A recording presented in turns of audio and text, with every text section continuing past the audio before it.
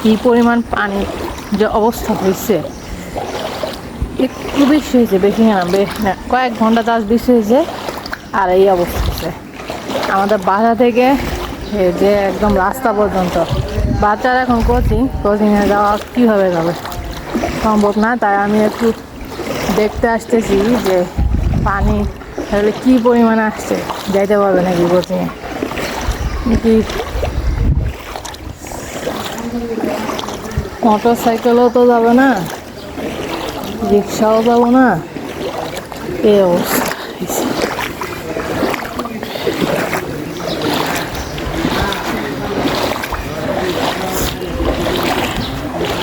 এই পরিমাণ সাথে প্রচুর ময়লা, প্রচুর ময়লা। যেটা আমাদের গেট, আর গেটের পরে আরও পানি রাস্তার মধ্যে, রাস্তার এই পাশে পানি, রাস্তার ওই পাশে পানি, ইম্পসিবল যাওয়া।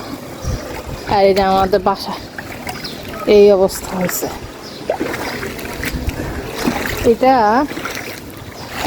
যদি আমাদের ড্রেনগুলোর মধ্যে যদি কেউ ময়লা না ফেলতো, ময়লা টয়লা যদি আমরা এক জায়গায়, পুরো এলাকার মানুষ যদি এক জায়গায় না ফেলে সংরক্ষণ করে এক জায়গায় ফেলে দিত, এলাকার মধ্যে এরকম পানি জমে যেত না। এই ড্রেনটা পরিষ্কার পরিচ্ছন্ন না থাকার কারণে ড্রেনের মধ্যে মানুষ ময়লা ফেলে, যার কারণে এত পানি জমে গেছে। আর আজকে অবশ্য প্রচুর বৃষ্টি হয়েছে, মানে কয়েক ঘন্টার মধ্যে অবস্থা হয়েছে, কয়েক ঘন্টা।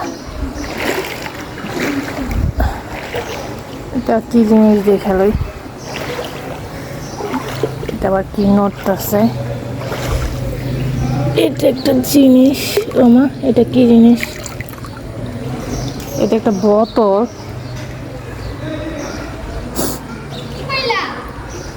এটা একটা বোতল, দরকার নাই এইসবে। তুমি আসছো কেন বলো তো দেখি? যাও বাসায় যাও, যাও বসি। না না না না না না, যাইতে হবে। এই পানিটা ময়লা পানি, দেখা যাবে আমাদের বৃষ্টি পানিতে পায়ের ভিতরে, শরীরের ভিতরে বিচি বাচ্চা হইতে পারে, সম্ভাবনা আছে। যেহেতু পানি একদম তো ময়লা, ফ্রেশ পানি না, এগুলা চারপাশে ময়লা, তো এই জন্য অবস্থা। ড্রেনের পানিগুলা একসাথে হয়ে পুরো এলাকা শুদ্ধা একদম আমাদের বাসা পর্যন্ত চলে আসছে, এই অবস্থা।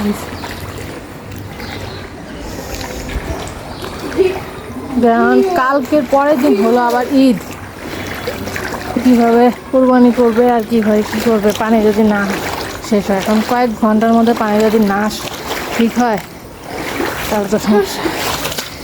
তো চলে আসলাম বাসার ভিতরে, আবার কি করা যায় দেখি। আজকে ভিডিওটা এই পর্যন্তই, আমাদের জন্য দোয়া করবেন। এই অবস্থা।